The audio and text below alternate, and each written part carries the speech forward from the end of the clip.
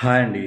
అందరికీ నమస్కారం. యాక్చువల్‌గా నేను ఇప్పుడు సోషల్ మీడియాలోకి రావడానికి రీజన్ ఏంటంటే, గత 4 రోజులుగా 'కాక్రోచ్ జనతా పార్టీ' అని ఒక ఇన్‌స్టా ఫాలోవర్స్ రోజు రోజుకి పెరుగుతుందని, అది ఇండియన్ పాలిటిక్స్‌ని మార్చేస్తుందని చాలా పేజెస్‌ని, చాలా కొన్ని న్యూస్ ఆర్టికల్స్ మనకు చెప్తూ ఉన్నాయి. బికాస్ జెన్‌జీకి వాళ్ళ ట్రాపేసి ఇండియన్ పాలిటిక్స్‌ని చేంజ్ చేద్దామనే ఒక ఐడియా.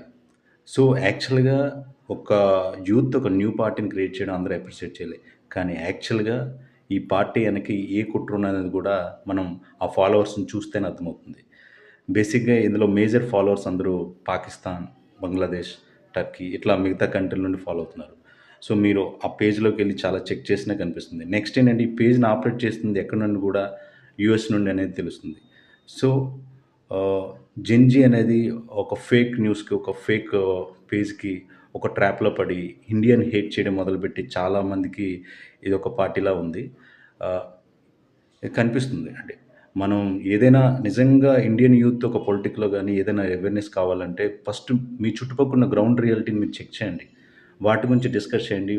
వాటిని ప్రభుత్వం దృష్టికి తీసుకెళ్ళండి. అప్పుడు వినకపోతే ఉద్యమాలు చేయండి. వాటెవర్.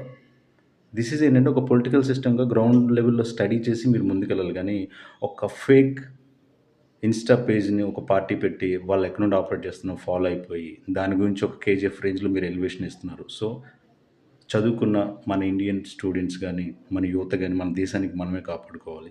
సో, నెగెటివ్‌గా మన దేశం పైన ఏం జరిగినా సరే మనం స్పందించాలి. యాస్ ఒక ఇండియన్ సిటిజన్‌గా ఇది నా బాధ్యత. సో, ఫేక్ ఏది జరిగినా మీరు అలర్ట్ అవ్వండి. ఇన్‌స్టా ఈ ఫాలోవర్స్ ఇది ఫేకా, రియల్ అనేది గవర్నమెంట్ చూసుకుంటుంది.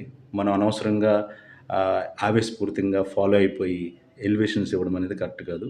సో, ఒక మంచి పార్టీ ఉంటే డెఫినిట్‌గా సపోర్ట్ చేయండి. ధన్యవాదాలు. Thank you.